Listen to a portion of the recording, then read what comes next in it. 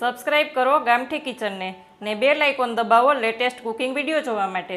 નમસ્તે ફ્રેન્ડ્સ, ગામઠી કિચનમાં તમારું હાર્દિક સ્વાગત છે। આજે આપણે જોશું કુકરમાં ઊંધિયું કેવી રીતના બનાવવું, તો ચાલો જોઈ લઈએ।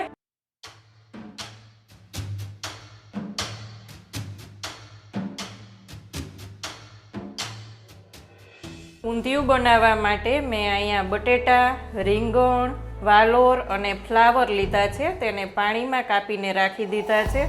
અને કઠોળમાં વટાણા, વાલ, તુવેર અને ચોરાના બી લીધા છે અને વાલોરના બી લીધા છે, થોડાક પાપડી વાલોરના।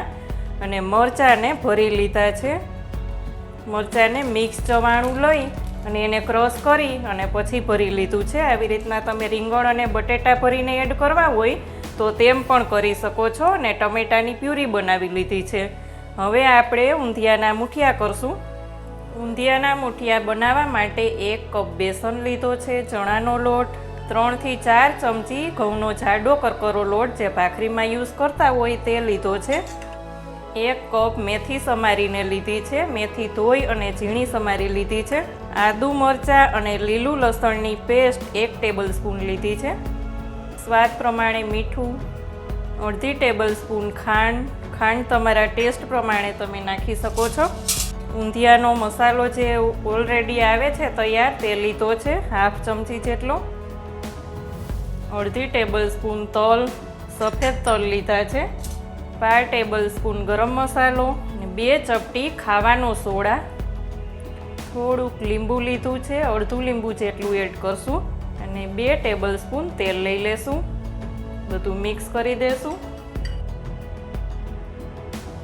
થોડું થોડું પાણી નાખતા જાશું અને બહુ કઠણ પણ નહીં અને બહુ ઢીલો પણ નહીં તેવો લોટ બાંધશું। બધો લોટ સરસ મિક્સ થઈ જાય એટલે થોડોક તેલવાળો હાથ કરી અને કસણી લેશું। ઊંધિયાના મુઠિયામાં આપણે 5 ચમચી હળદર લેશું, 1 ચમચી ચટણી લેશું અને 1 ચમચી ધાણા જીરું લેશું। બધું એમાં એડ કરી દેશું। ગોળ શેપમાં આપણે નાના નાના બોલ્સ વાળી લેશું। જો આ રીતે મુઠિયાના શેપમાં વાળવા હોય તો તેમ પણ તમે કરી શકો છો, આમ પણ કરી શકો છો અને નાના નાના બોલ્સ પણ વાળી શકો છો। આ જ રીતના હું બધાય બોલ્સ વાળી લઈશ। બોલ્સ તળવા માટે અહીંયા તેલ ગરમ મૂકી દીધું છે।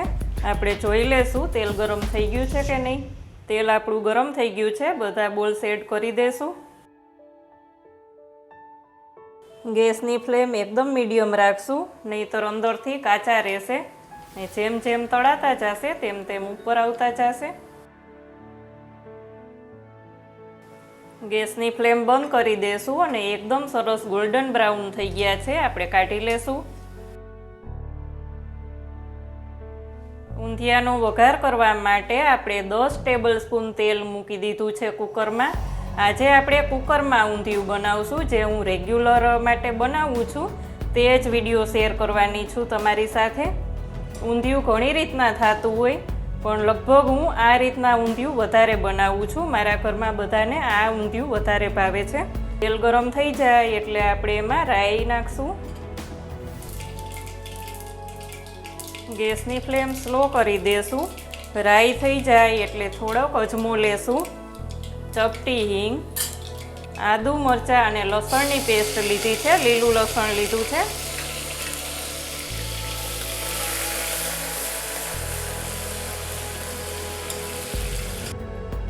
ચપટી ગરમ મસાલો પણ તેલમાં એડ કરશું પહેલાં જ। ઊંધિયાનો મસાલો થોડીક વાર સતળાઈ જાય એટલે ટમેટાની પ્યુરી લેશું। ગેસની ફ્લેમ મીડિયમ કરી અને ટમેટાની પ્યુરીને થોડીક વાર ચડવા દેશું।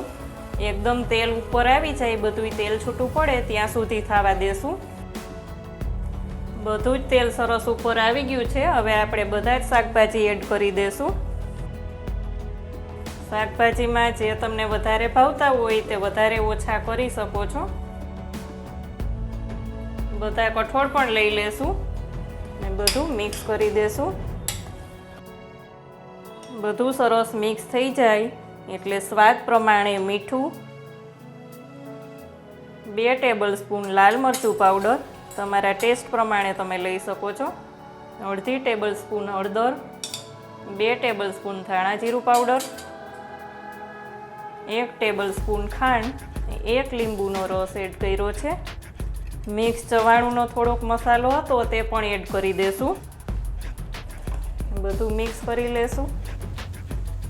બધું મિક્સ કરી અને એને થોડીક વાર એમનેમ થવા દેશું, કારણ કે કુકરમાં કોઈ પણ શાક આપણે બનાવતા હોય ફ્રેન્ડ્સ તો એને થોડીક વાર એમનેમ થવા દેવાના અને પછી થોડુંક પાણી નાખી અને ઢાંકણ બંધ કરવાનું. થોડીક વાર થવા દેશું. થોડીક વાર થઈ જાય એટલે આમાં આપણે થોડુંક પાણી એડ કરશું. ઢાંકણને બંધ કરી અને 3 વિસલ આવવા દેશું. 3 વિસલ થઈ ગઈ છે. કુકર પણ ઠંડુ થઈ ગયું છે. ચેક કરી લેશું. ગેસ ઓન કરી દીધો છે.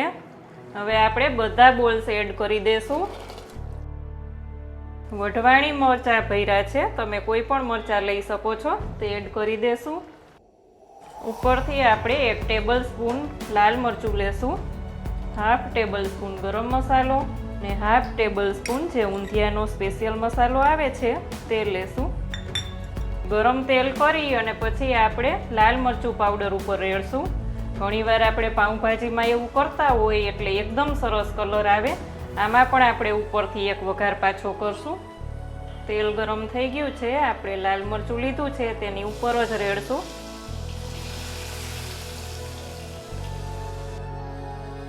પાછું આપણે અડધી વાટકી જેટલું પાણી લેશું, કારણ કે બધા બોલ્સ પાછા પાણી પીશે. બધું મિક્સ કરી દેશું.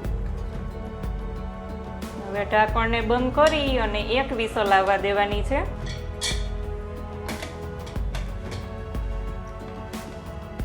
એક વિસલ આપણી થઈ ગઈ છે. કુકર ઠંડુ પણ થઈ ગયું છે. ચેક કરી લેશું. એકદમ સરસ ઊંધિયું આપણું તૈયાર છે.